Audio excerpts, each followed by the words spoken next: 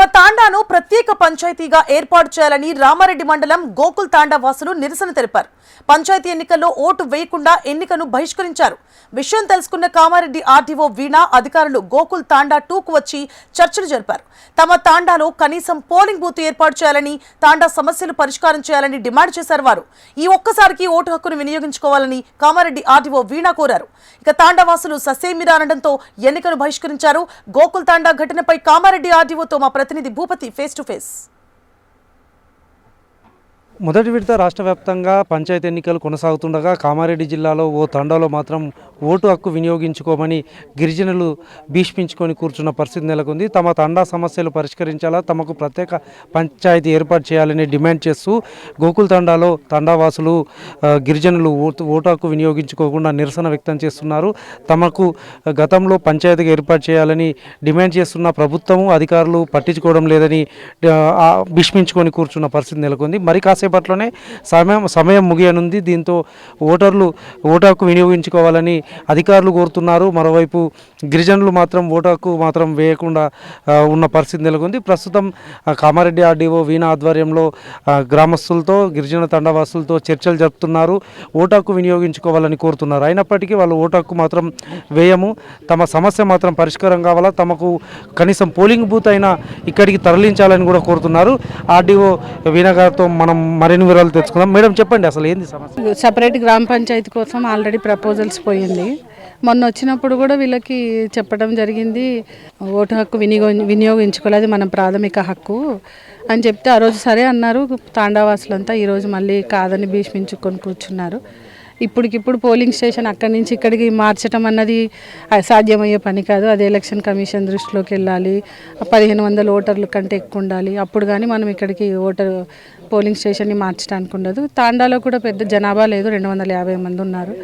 దానికి కూడా సపరేట్ గ్రామ పంచాయతీకి పంపించడం అన్నది సాధ్యమయ్యే పని కాదు. అది కూడా పైన ఆఫీసర్ల దృష్టికి తీసుకెళ్తాము. ఇప్పుడు కూడా మేము ఇప్పుడు 3వ నేను ఇక్కడికి రావటం మోటివేట్ చేద్దామని వచ్చాను. బట్ ఎవరు కూడా వినట్లేదు. మా వంతు ధర్మం ఏం చేసాం, నేను తహసీల్దారు ఎంపీడీఓ గారు అందరం వచ్చి చేసాం కానీ వాళ్ళు వినట్లేదు.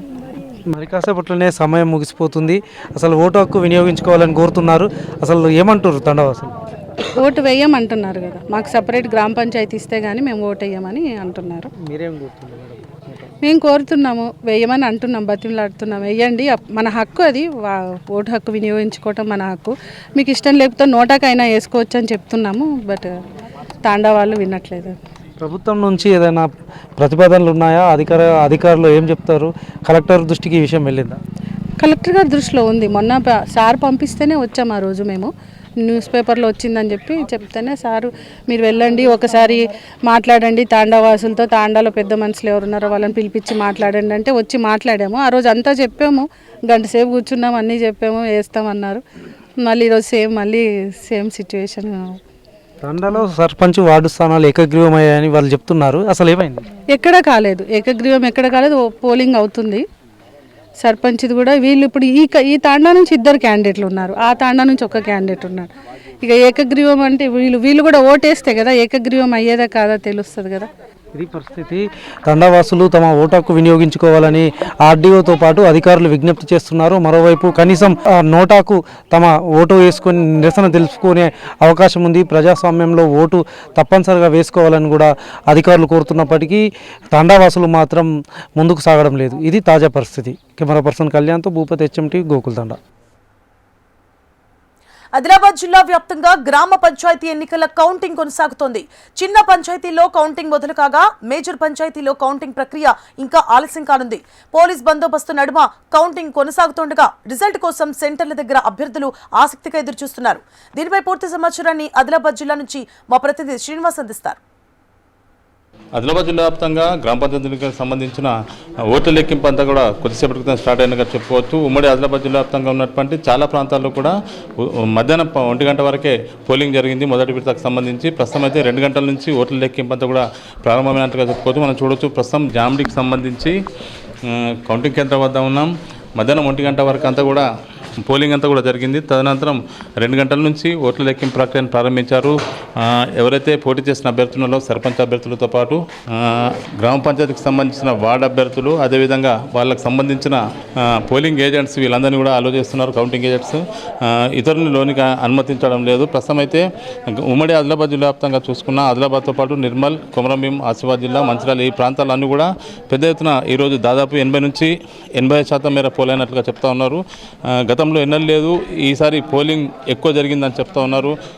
చూడొచ్చు కౌంటింగ్ కేంద్రం వద్ద ప్రస్తుతం అయితే ఈ కౌంటింగ్ కేంద్రం వద్ద పెద్ద ఎత్తున జనాలు బయట ఫలితాల కోసం ఎదురు చూస్తున్నట్లుగా చెప్పుకోవచ్చు. లోనికైతే ఎవరిని అనుమతించడం లేదు.